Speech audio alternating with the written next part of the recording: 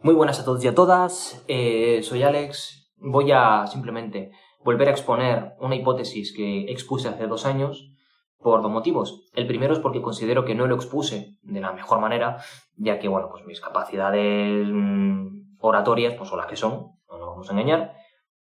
Y segundo, porque creo que se han ido actualizando y que una serie de tendencias que describí para un país en concreto no es que se hayan dejado de dar, sino que creo que el país se ha modificado. Estamos hablando ahora de que en su momento expuse que estas tendencias casaban muy bien con España, pero creo que ese foco se ha desplazado a Marruecos y a México. Ahora veremos por qué. Para entender esta hipótesis, pues primero tendremos que introducirnos en una serie de terminología, ¿vale? En una serie de términos que para las personas que no estéis acostumbradas, habituadas a la teoría política, a las ideologías, y concretamente al marxismo, ya que yo parto del materialismo histórico, pues podáis seguir un poco el hilo y entender un poco, con un poquito más de profundidad, pues esta hipótesis. Y de hecho, pues veréis que es súper lógica. Pues para empezar, tenemos que empezar por la propia humanidad. Tenemos que entender que somos seres sociales. El Homo sapiens es un ser social. Y que por lo tanto se organiza en torno a sociedades, en torno a comunidades. Y estas sociedades, a lo largo de la historia, han tenido diferentes configuraciones. Se han expresado de diferente manera. ¿Por qué? Porque nuestras capacidades tecnológicas, nuestros conocimientos técnicos y nuestros conocimientos científicos han ido cambiando, han ido evolucionando, han ido enriqueciéndose por un lado, por otro a lo mejor pues lo hemos ido perdiendo. En definitiva, han ido evolucionando. ¿Ello qué implica? Pues que si los seres humanos nos organizamos en sociedades es por una razón muy sencilla. Y es que, por un lado, necesitamos la protección que nos puede brindar vivir con otras personas, ¿vale? La protección colectiva. Y por otro lado, como el ser humano es un animal que se ha especializado como ningún otro en la producción de todos aquellos elementos que pueden garantizar sus necesidades, tanto vitales, las básicas, comer, dormir, hidratarse, en fin, lo básico, lo básico biológicamente para la supervivencia, como también las necesidades históricas, que son aquellas necesidades vinculadas a este conocimiento técnico, tecnológico, científico, y que nos permiten realizarnos o sobrevivir de acuerdo a un nivel tecnológico a lo largo del tiempo. Para no enrollarme más. En el Imperio Romano, en el siglo II a.C., ni conocían la existencia, ni conocían cómo trabajar la electricidad y podían sobrevivir perfectamente. Por lo tanto, la electricidad en el Imperio Romano, en el siglo II a.C., no era una necesidad histórica, puesto que no se conocía ni se tenía el control sobre la misma. Sin embargo, la electricidad en nuestros días es una necesidad histórica. Ahora mismo no entendemos nuestra existencia sin la electricidad. Tampoco sin el Internet, por ejemplo. No entendemos nuestra existencia sin, por ejemplo, tener en casa un frigorífico. Sin tener un router con su Internet. Sin tener ordenador o sin tener teléfono móvil. No entendemos nuestra realidad sin estos elementos. Pero, sin embargo, podemos prescindir de ellos para simplemente existir. Así que ya dividimos necesidades vitales, necesidades históricas. Cada modo de producción, ¿no? Pues es las configuraciones que adopta las sociedades para producir todo lo necesario para garantizar nuestras necesidades vitales y nuestras necesidades históricas. Hasta aquí creo que bien. Podemos, si queréis, enumerar los diferentes modos de producción, las diferentes configuraciones, que básicamente serían la comunidad primitiva, que surge hace en torno a 400.000 y 300.000 años. Sí que es cierto que los últimos descubrimientos la acercan más a la línea de los 400.000 que a la de los 300.000 años, y que termina, pues prácticamente hará unos 7, 8, 9.000 años también es verdad que los descubrimientos recientes, sobre todo estos últimos descubrimientos realizados en el siglo XXI en Turquía, ¿no? Como Göbekli Tepe, y luego otro, que no recuerdo exactamente el nombre, pero que es aún anterior a Göbekli Tepe, que creo que está datado en unos 12.000 años, pues ya nos hablan de unas organizaciones un poquito más sofisticadas, que son las del Neolítico. ¿No? Es, a partir de la domesticación de la tierra, domesticación de las plantas, de la domesticación de los animales y del conocimiento un poquito más profundo, el aprovechamiento, la mejora técnica que nos permitía, pues eso, ¿no? Emplear los minerales que teníamos a nuestro alrededor, fue lo que hizo que nos asentemos y que pasásemos de la comunidad primitiva al despotismo tributario.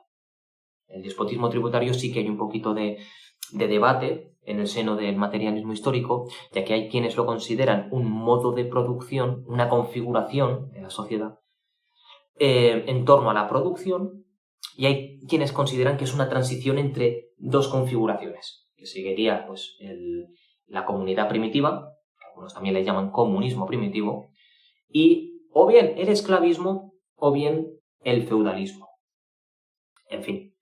Independientemente de ello, tenemos la comunidad primitiva que surge hace 300.000, 400.000 años, tenemos el despotismo tributario, también conocido como modo de producción asiático, que surge pues harán 8, 9, 10.000 años y que acaba en torno al siglo XVII, siglo XVIII de nuestra era.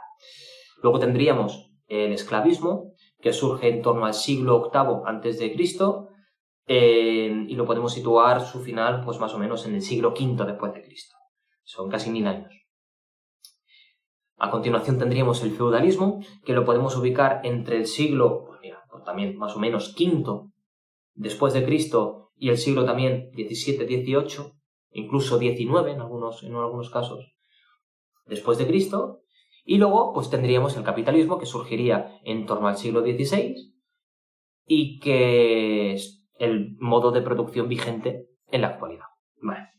Tenemos ya toda la cronología, tenemos cómo nos hemos organizado los seres humanos y tenemos dónde estamos ahora mismo. Estamos en el modo de producción capitalista. El modo de producción capitalista se basa en una cosa muy sencilla, y es que una cosa que se llaman los medios de producción, me pongo por aquí mejor, que se llaman los medios de producción, que son todos esos elementos que nos permiten producir, o sea, las máquinas, las herramientas, los espacios, por ejemplo, la fábrica, ¿no? Una tienda, una fábrica.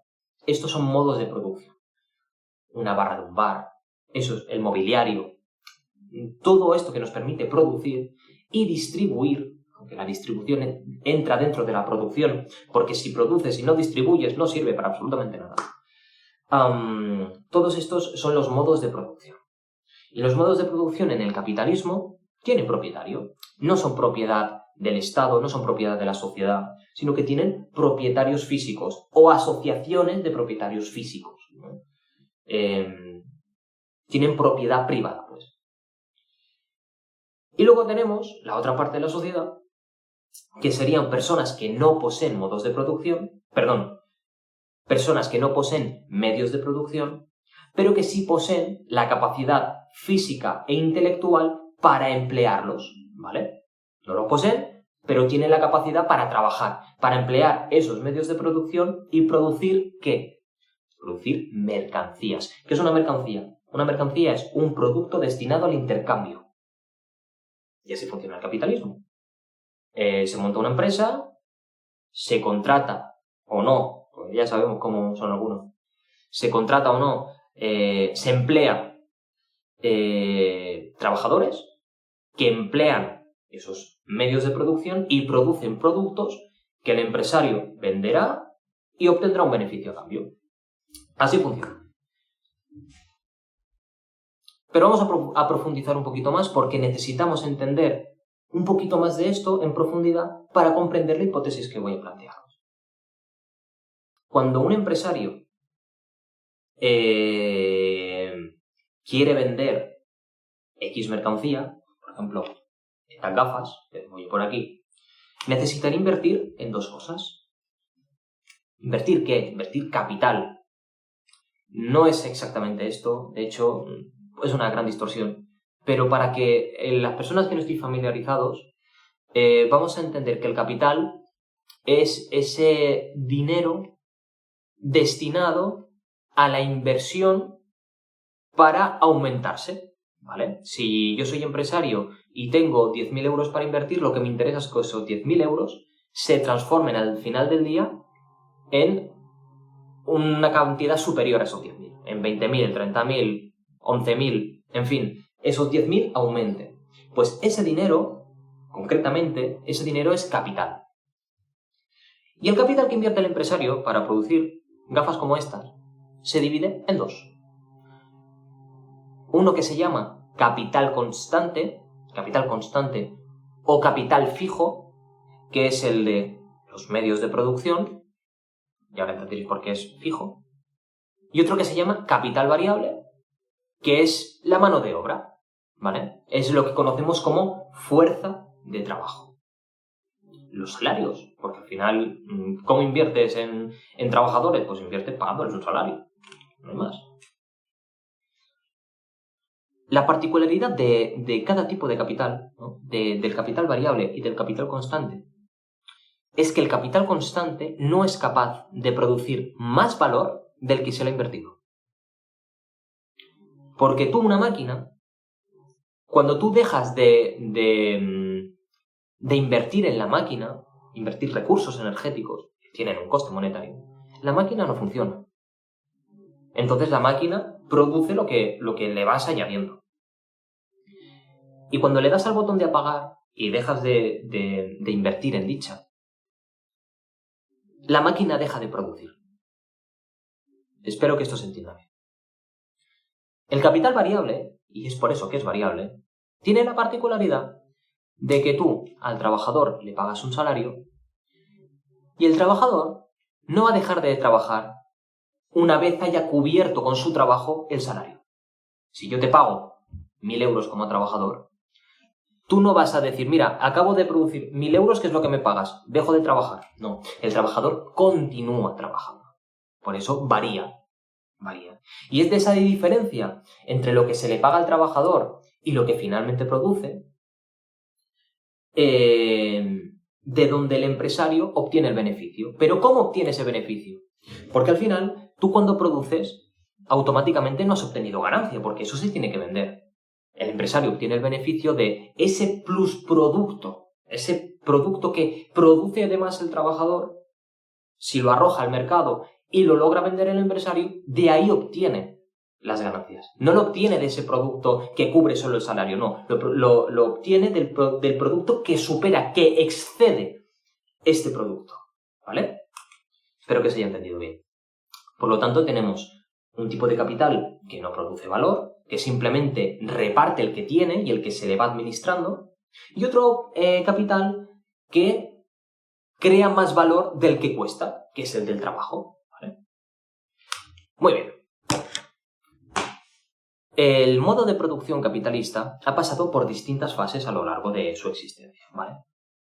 Podemos decir que desde el siglo, entre muchas comillas, todo esto, entre el siglo XVI y el siglo XIX, perdón, incluso el siglo XX, pero bueno, vamos a determinar la franja en el siglo XIX, a finales del siglo XIX, las naciones que surgen con el capitalismo basan su economía, y por lo tanto los empresarios que componen esas naciones, basan su economía en el mercado nacional.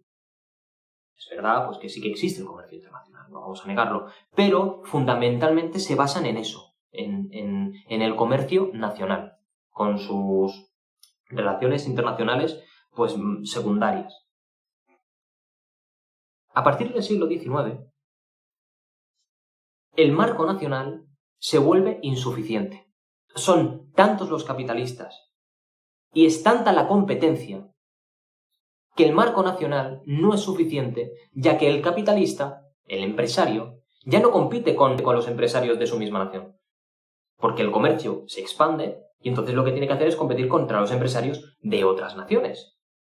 Así que la escala de nacional pasa a la escala internacional. Ya estamos hablando de la competencia entre empresarios de distintas naciones. Claro, son naciones con unas realidades concretas diferentes. Porque una nación pues tiene más de un recurso que de otro, otra nación tiene una cultura que permite a los trabajadores trabajar más. Otra, al contrario, tiene culturas que hacen que los trabajadores pues, trabajen menos. Y estas culturas no parten de la nada, estas culturas parten de la relación de la propia sociedad. ¿Por qué? Porque si hemos dicho que la sociedad está dividida en dos grandes grupos, y luego, el que se quiera poner un poco más tiquismiqui, pues podríamos hablar de subgrupos o de subclases, porque estos grupos nosotros los determinamos como clases sociales.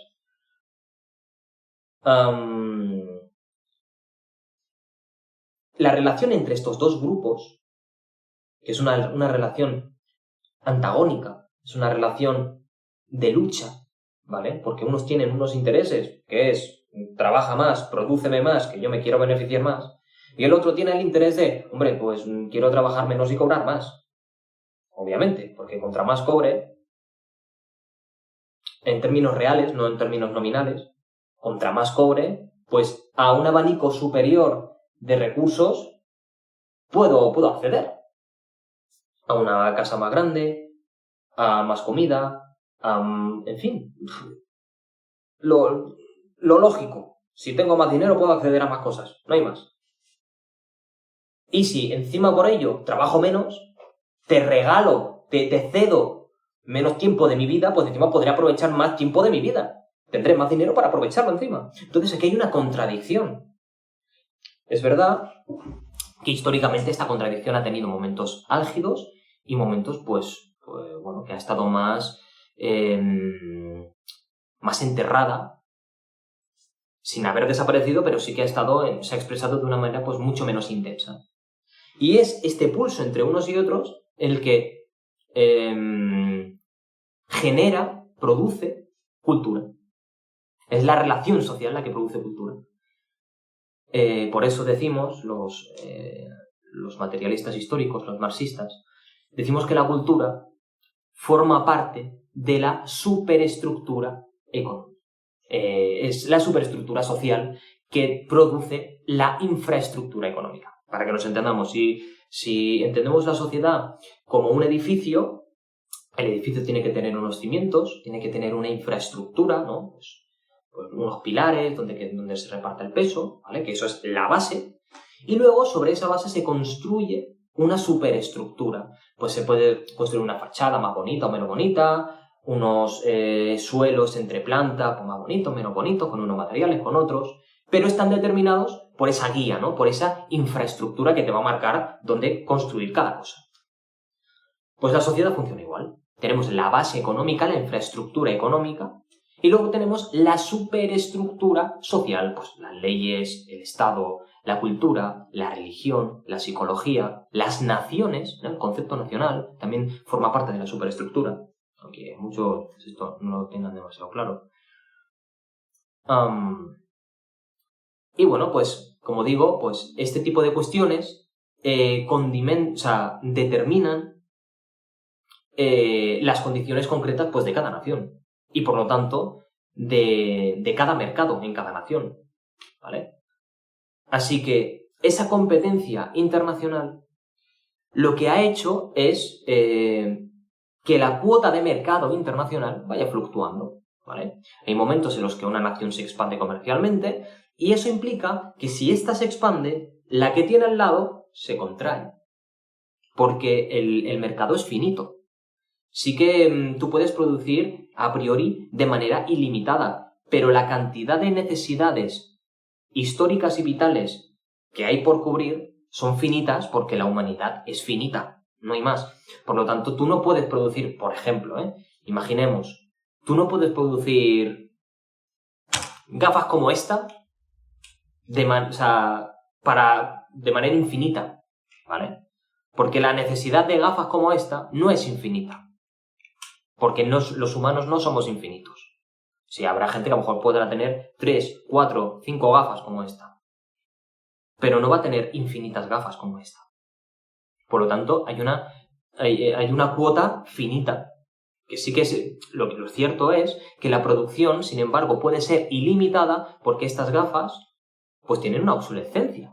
¿Qué implica ello? Pues que con el tiempo se van desgastando, se van rompiendo, se van perdiendo, van quedándose anticuadas y por lo tanto dices, pues las descarto y me compro otras. Entonces, tiene que haber constantemente una producción de gafas, pero la necesidad de gafas no es ilimitada, es finita.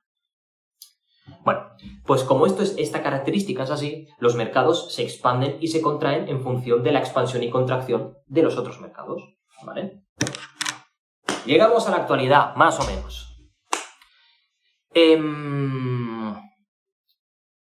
Dentro de la economía capitalista existen diferentes tipos de modelos productivos. No confundir con modos de producción. Los modos de producción son estas configuraciones sociales. Los modelos productivos son las especializaciones productivas dentro de los modos de producción.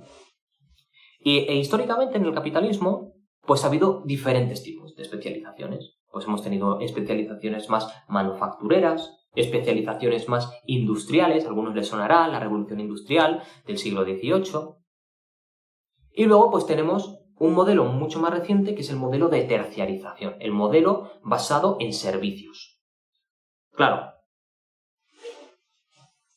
el modelo basado en servicios produce muchas menos mercancías que los modelos anteriores, el modelo manufacturero y el modelo industrial. El modelo de servicios, si yo te aplico un masaje, ¿vale? Si yo soy masajista y te aplico un masaje, yo no estoy produciendo una mercancía. Por lo tanto, no estoy produciendo valor. Lo que se me está pagando es el precio que se le pone a un servicio, ¿vale? Pero yo no estoy generando valor como tal. Aquí hay una contradicción entre el precio de mercado y el valor de la mercancía, y el valor de cambio, ¿no? También esto daría para una explicación muy grande y muy tediosa para aprender a diferenciar estas dos cosas, el precio de mercado y el valor de cambio. Pero si lo hago, pues llevo 20 minutos de vídeo, no voy a avanzar. Continuemos. Durante el siglo XX, la primera mitad del siglo XX, el modo de producción capitalista se especializó en modelos productivos basados en la industria, en la producción masiva de mercancías, aprovechando las máquinas, tanto de vapor como eléctrica, como, en fin, las máquinas, la maquinaria, dándole un input de energía, de recurso energético. Esta máquina o estas máquinas podían producir varias veces más que una simple persona o un grupo de personas. Vale. Esto tenía implicaciones, ya que los conflictos entre los desposeídos trabajadores y los poseedores capitalistas se experimentaban de una manera mucho más grande, ya que... A ver si podemos esto explicarlo de una manera sencilla. Hemos hablado antes de la contradicción de los intereses de unos y los intereses de otros. Para que el capitalista obtenga más beneficios, necesitará, por lo tanto, reducir costes a la hora de invertir, necesitará reducir costes, para que la diferencia entre lo invertido y lo obtenido de la venta de mercancías sea mayor. Yo si invierto 10, yo tengo dos posibilidades. Si invierto 10, a mí me interesa pues, conseguir, por ejemplo, 20. Si yo puedo hacer que invirtiendo 9 consiga 20, intentaré invertir 9 para conseguir 20. Pero también puedo hacer otra cosa. Yo puedo invertir 10 y en vez de querer conseguir 20, a lo mejor intento conseguir 30. Entonces, vemos ahí un ajuste de lo que se invierte y de lo que se busca conseguir, que es el máximo beneficio. Esta es una ley de oro. Se intenta obtener el máximo beneficio. Y esto se puede hacer tanto por la inversión en capital variable, porque descubres nuevas técnicas, nuevas tecnologías que invirtiendo menos obtienes más, ¿vale? Obtienes un número mayor. reduciendo pues el coste de la inversión en esas mercancías. O puedes hacerlo de otra manera. Tú tienes al trabajador y al trabajador le puedes decir, vale, pues por el mismo trabajo te voy a pagar menos. Esta es una manera. Reduces la inversión en capital variable, pero el fruto de su trabajo se mantiene. O lo que puedes hacer es decirle, no, yo te pago lo mismo, pero quiero que en el mismo tiempo me produzcas más, aumentes tu productividad.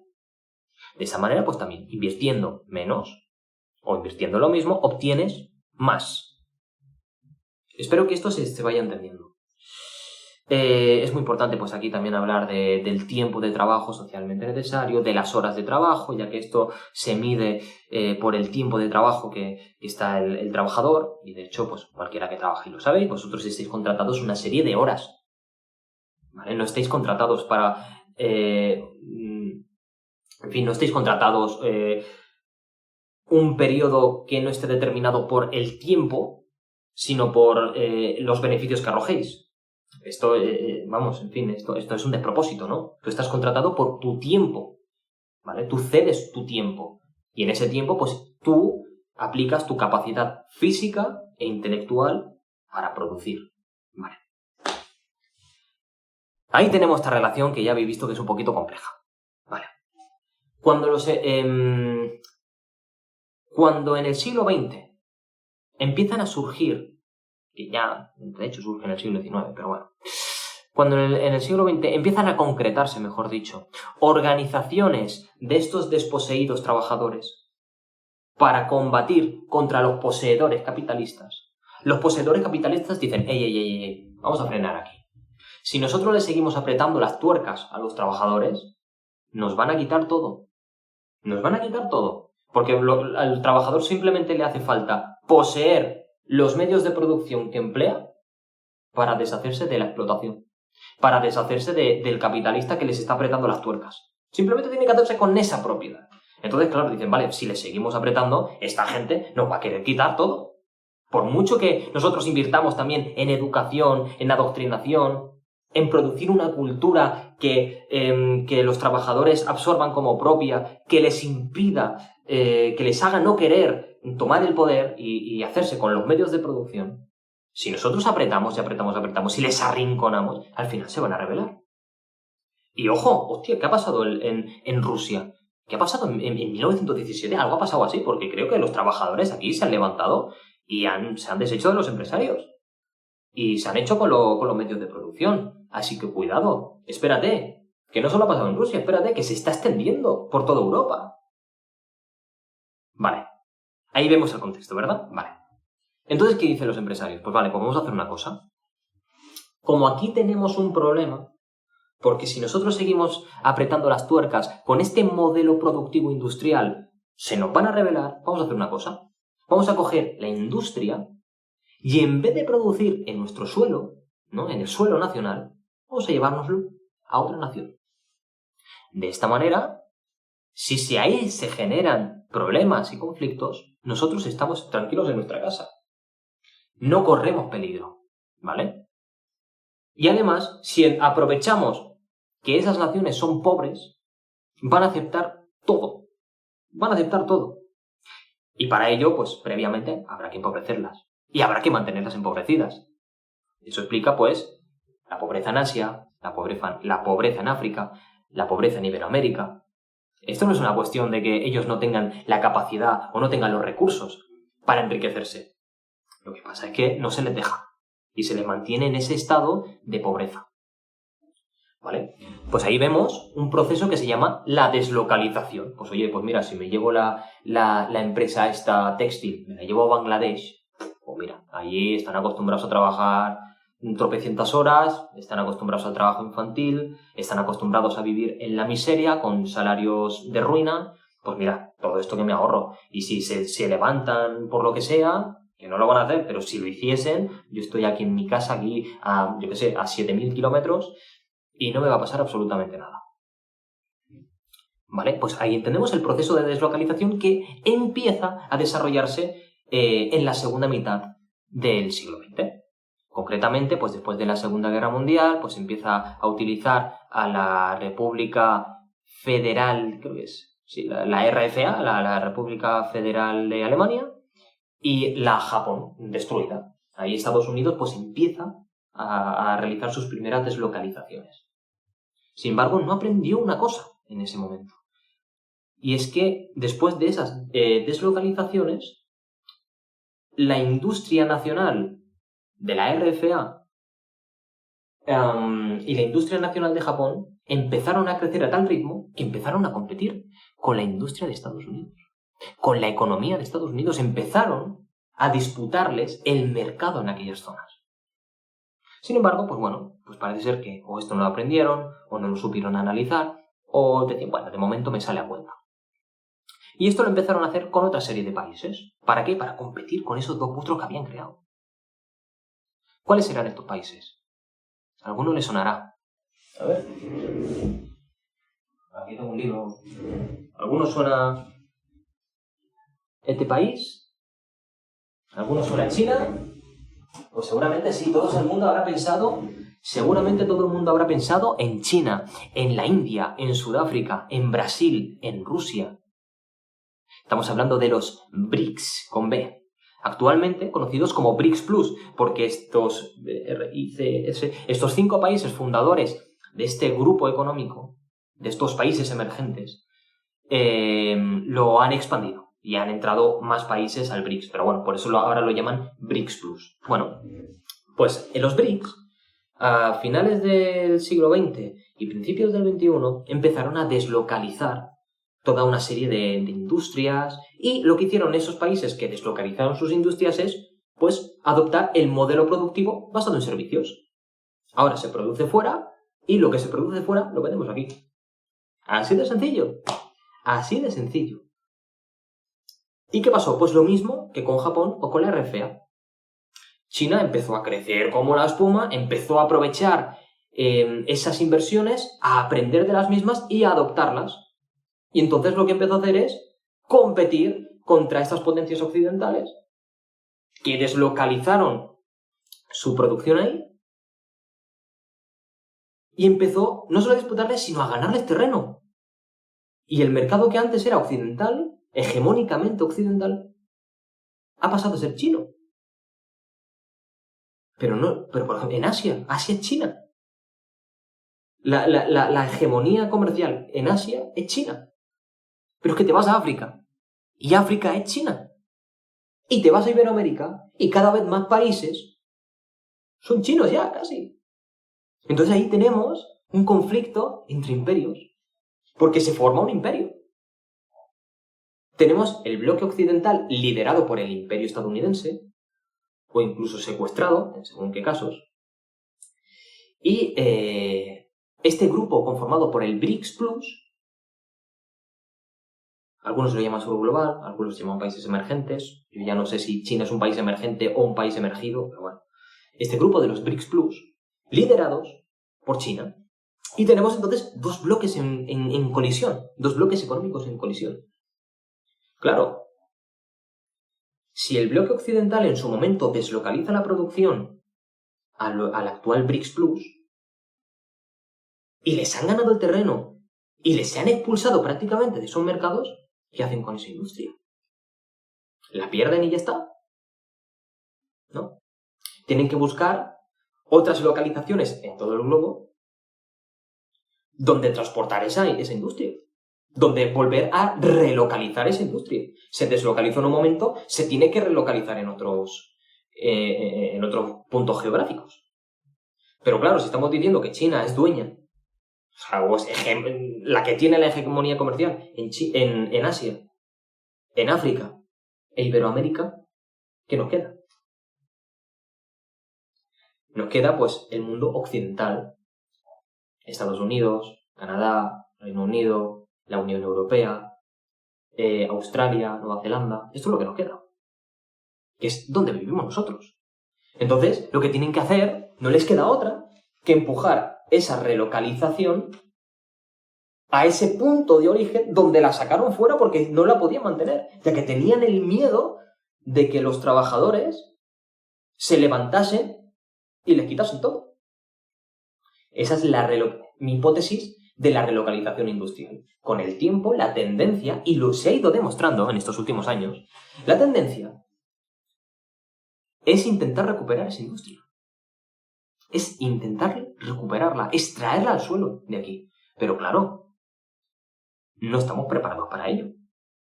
Porque tú imagínate tú que me estás mirando, o tus familiares, tus amigos, tus conocidos, ¿a ti te imaginas a ti y a ellos trabajando en condiciones, pues como las de, pues lo que hemos dicho antes, como Bangladesh?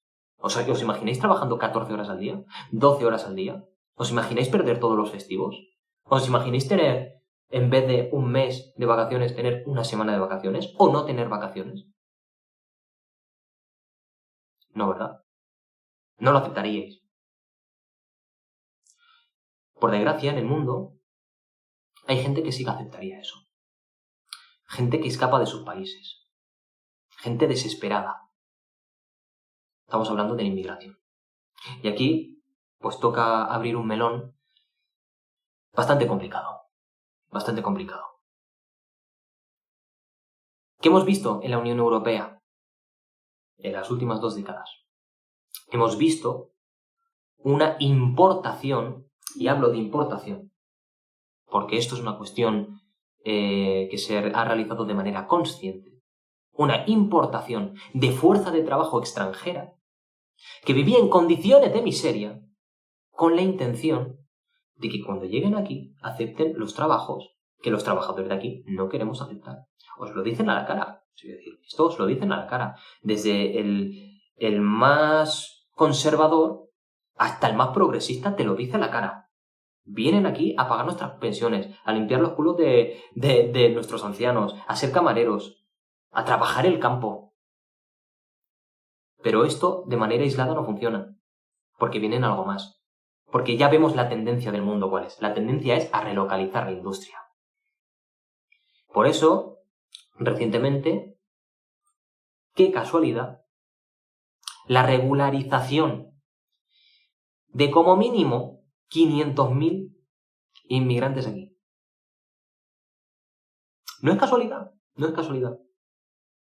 Quieren que se queden y quieren que llamen a los suyos para que vengan, porque lo necesitan. Estamos hablando, pues, y esto sé que puede levantar ampollas, de una sustitución, pero no es una sustitución étnica o una sustitución racial. Estamos hablando de la sustitución de fuerza de trabajo, la sustitución de trabajadores. Como el trabajador de aquí jamás va a aceptar una serie de condiciones laborales por su cultura, por su historia, por su tradición, por sus conquistas, lo que necesitan es borrón y cuenta nueva. Lo sustituimos por gente que no tenga nada de eso. Y ahí viene, pues, efectivamente, el colapso de culturas que no son compatibles o que son difícilmente compatibles, ¿vale? Y esto genera problemas, evidentemente, en los barrios obreros. La culpa no es del que viene aquí a trabajar. La culpa es del que tiene el poder y genera esta serie de dinámicas. La culpa no es del trabajador. La culpa es del que tiene los medios de producción y quiere evitar perderlos. Ahí está el punto. Porque nosotros, los trabajadores, no le necesitamos. Si yo sé utilizar la máquina, si yo sé organizar la producción, si yo sé, al final, desempeñar la labor de la empresa para que funcione la empresa, y el otro simplemente lo único que tiene es la propiedad formal de la misma, me está sobrando. Yo quiero que esto se entienda. Si solo tiene la propiedad formal y se está llevando el beneficio, lo único que está haciendo es parasitar el trabajo de los trabajadores. El trabajo de la clase obrera. Lo digo de esta manera porque también si nos ponemos tiquismiquis no es lo mismo ser trabajador que ser clase obrera que ser proletario. Y esto también, si queréis en otro vídeo lo podemos discutir, lo podemos profundizar en él. Ahora bien, todo esto de aquí es lo que explica, fijaos, lo que sucede en la guerra de Ucrania. Todo esto explica lo que sucede en Ucrania, porque esto ha sucedido ahora y no antes. Esto ha sucedido ahora porque Rusia forma parte del BRICS. Porque la expansión comercial del BRICS puede entrar y tenía todo el potencial de entrar a la Unión Europea a través de Rusia. Porque Rusia y China tienen una relación que si tú perjudicas a Rusia, estás perjudicando a China, que es el principal competidor y el principal enemigo a batir. Pero luego nos vamos a Irán. Irán, miembro del BRICS, suministrador de sus recursos naturales para China, para Rusia no tanto, pero sí, para China, para India, incluso para Occidente, para Australia, por ejemplo. ¿Qué es lo que interesa? Pues lo que interesa es que Irán sea una pieza en propiedad o control hegemónico de Occidente, no del BRICS, no de Oriente. O sea, es complicado porque hablar de Occidente y de Oriente, porque de verdad el planeta es una esfera y no está dividida. Por lo tanto, hay cosas que están al Oriente y otras que están al Occidente, depende desde dónde mires. Entonces, vamos a hablar de Occidente, porque no queda más remedio que hablar de Occidente, y vamos a hablar del BRICS. Bueno. Tenemos entonces la guerra de Irán, tenemos todo el conflicto en Palestina, en el que efectivamente Israel se consolida como el pivote, como el agente que tiene que controlar toda esa zona de la península arábiga, de la península del Sinaí, ese estrecho de Bab el Mandeb o el canal de Suez, el estrecho de Hormuz. Toda eso es una parte crítica, es una zona crítica, porque el 20% del comercio de recursos energéticos que empleamos a diario proviene de ahí. Y aparte de esos recursos energéticos, derivan otra serie de productos. Porque tenemos también el helio, que sirve para producir los chips, a partir del petróleo se generan también medicamentos. La zona no solo tiene petróleo y gas, sino que también en Asia Central pues tenemos también pues yacimientos de uranio, de tierras raras, en fin, de recursos críticos. Por lo tanto, a Estados Unidos le interesa controlar toda esa zona y para ello utiliza a la gente de Israel. Israel es el país que sirve para controlar esa zona. Y de hecho, si miramos los planes del gobierno de Israel, lo que quieren hacer es sustituir la ruta comercial de China, que tiene pensado hacer China, que pasa por Irán y que pasa también por ¿dónde? Por Turquía, para llegar hasta Europa, que es lo que se llama la senda y la ruta. La antigua ruta de la seda, milenaria, pues es la que quiere implementar la China actual. Israel lo que dice, y con el apoyo, obviamente, hiperinteresado de Estados Unidos, o mejor dicho, y Estados Unidos con el interés de Israel, porque al final Israel se llevaría pues toda una serie de plusvalías por ser el centro por donde pasa todo aquello. Lo que quieren es cortar esa vía que pasa por Turquía, por Israel, y hacer que pase por Israel. Que sea Israel, la península arábiga, con toda esa serie de países que son afines a Estados Unidos y a Israel, la que sea el canal entre ese petróleo, ese gas, esos recursos minerales, esos recursos estratégicos y críticos, hacia Europa y hacia Estados Unidos, hacia Occidente. Ahí tenemos el porqué de la guerra. Por esa disputa, por esa colisión y por esa tendencia necesaria hacia la relocalización. Esto también explicará lo que sucede en Venezuela, porque Venezuela, el potencial que tiene Venezuela no era el petróleo. Porque recordemos que el petróleo de Venezuela es un petróleo muy viscoso, muy denso, muy pesado.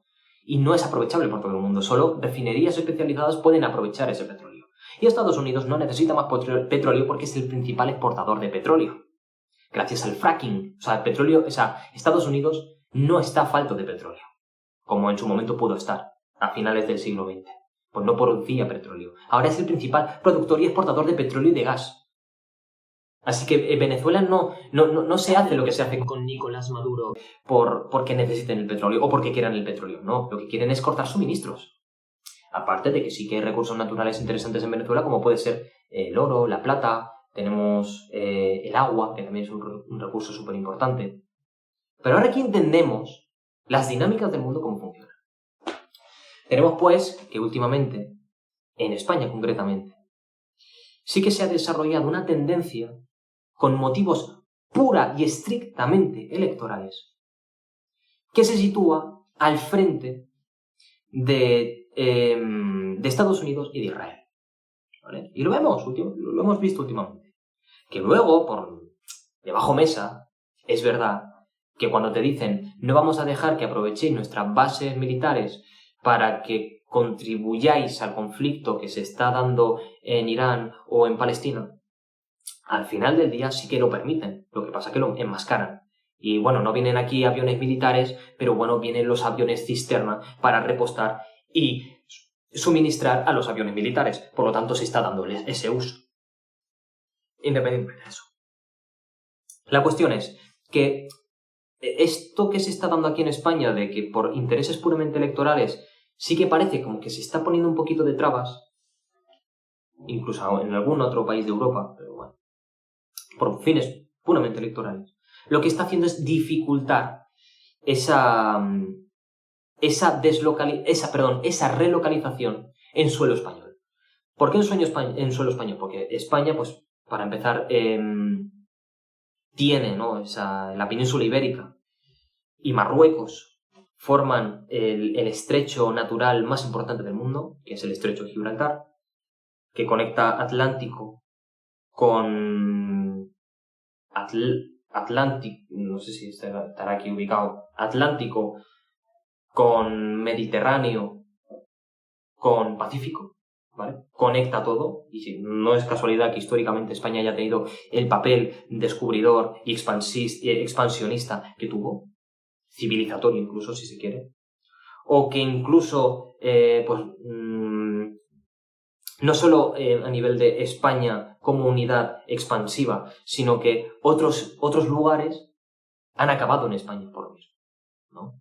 Otros imperios, Fenicia, aunque aquí podemos hablar largo y tendido porque no sabemos si Fenicia se expande a España o si Fenicia vuelve a España. Si los cartagineses luego después se expanden a España o si vuelven a España.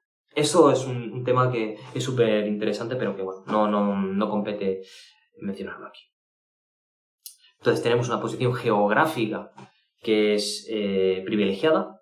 Luego tenemos a nivel europeo, España es un país con una cantidad de recursos críticos brutal, porque es que aquí tenemos desde el wolframio hasta elementos que componen el coltán, el famoso coltán, porque creo que tenemos tántalo, tenemos uranio, tenemos tierras raras en lo que llaman el monte Tropic, ¿no?, por la zona de las Canarias, que de hecho está en disputa con Marruecos por a ver a quién pertenece el monte Tropic.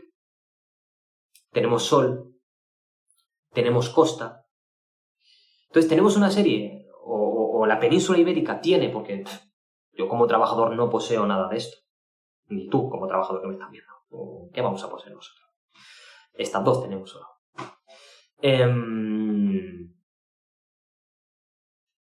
Tiene una cantidad de recursos también críticos, esenciales. Tiene una distribución, una localización geográfica excepcional, privilegiada. Y hasta hace relativamente poco, estamos hablando de 2022, 2023, estaba recibiendo una serie de inversiones extranjeras provenientes de Estados Unidos, Canadá, Inglaterra, del mundo anglosajón, de Australia también, a nuestra industria extractiva, que destacaba por encima de toda la Unión Europea. O sea, estábamos viendo que había una tendencia hacia esa relocalización basada en nuestra industria extractiva. Luego también estuvo muy potenciada la industria verde, la famosa industria verde. Concretamente la fotovoltaica y la destinada a la producción de hidrógeno verde, ¿vale? Las plantas de hidrógeno famosas que también seguramente muchos de vosotros habéis escuchado. Todo esto estaba y lo podéis comprobar si vais a internet. Sin embargo, pues estas últimas trabas que ha habido en estos últimos años han hecho que todas estas inversiones se reduzcan. La posición geográfica sigue ahí. Los recursos naturales críticos siguen ahí. pero la inversión se ha reducido bastante. Sin embargo, hay dos países que casualmente, una vez en España se han visto reducidas esas inversiones, han experimentado un aumento de esas mismas inversiones en ellos, que serían Marruecos, que ya es verdad que ya tiene una trayectoria, pero que se ha disparado completamente, y es más, como sustituto, como destino sustituto a España, interesa que Marruecos pues se haga, por ejemplo, con el Monte Tropic, que se haga con el Sáhara, que se haga con Ceuta, que se haga con Melilla, y casualmente en estos últimos días Marruecos se está comprando armamento a Estados Unidos como nunca antes. ¿Casualidad? Yo creo que no es casualidad. Yo creo que aquí hay una tendencia. Además, pues bueno, de los lazos comerciales que hay, de los acuerdos comerciales que está habiendo recientemente, lo de los camiones, ¿no? Que ya sabéis que ahora mismo, si eres marroquí y tienes licencia de camión en Marruecos, no hace falta que te saques una licencia de conducir camiones en España, porque se convalida y entonces tú puedes conducir con la licencia de Marruecos en España. Podemos hablar también de la agricultura, podemos hablar también de la deslocalización que hubo en Marruecos industrial, podemos hablar del control también de la inmigración que Marruecos hace, ¿no? Porque la utiliza también como arma arrojadiza. Y luego tenemos la parte de México, que está recibiendo por todos lados una inversión por parte de Estados Unidos enorme, enorme, enorme. Y ya se sabe que México va a ser el destino de gran parte de esa relocalización. Porque lo que quiero dejar claro es que no tiene por qué ser solo una ubicación. Pueden ser varias ubicaciones. Pero hasta hace unos años España era un claro candidato y ahora parece ser que está perdiendo ese potencial como candidato. Recordemos incluso que la primera fábrica de chips, de microchips, que iba a hacer Estados Unidos en la Unión Europea, iba a hacerse en España. Y que hace solo un año o dos, ahora mismo me voy a ir un poco las cifras, se canceló el proyecto. Pero ya estaba concretado que iba a ser aquí. No estoy, por lo tanto, diciendo cosas que me esté inventando o que no tengan ningún tipo de relación o de evidencia, no. Me estoy basando en cosas, en acuerdos que han estado ahí, en cosas que podéis medir. Así que este es el panorama.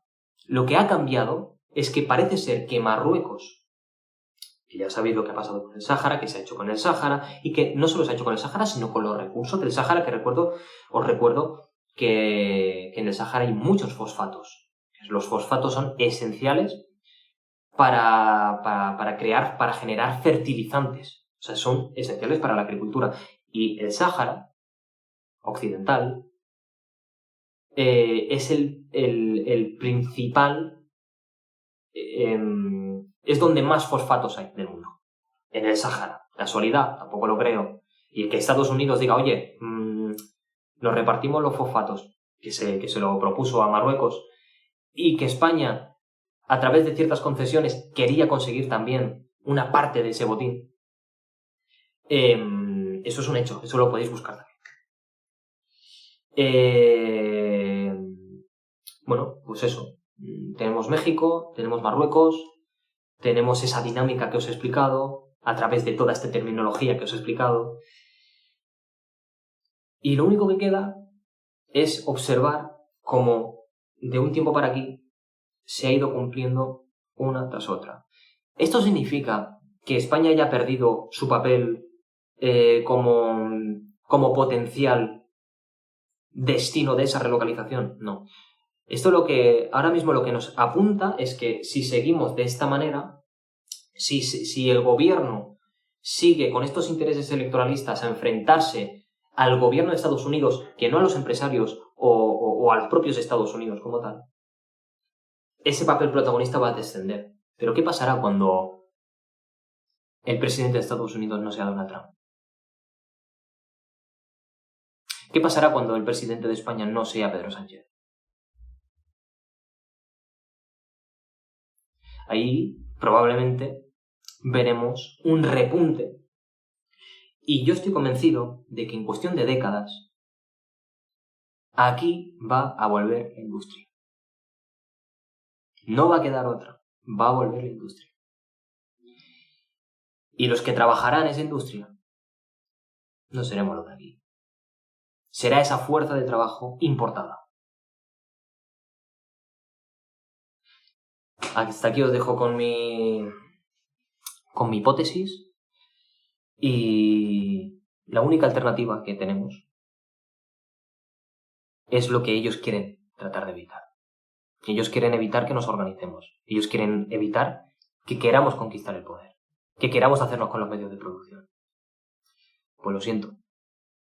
No queda otra. Hay que llevarles la contraria. Hay que hacerlo. Hay que organizarse.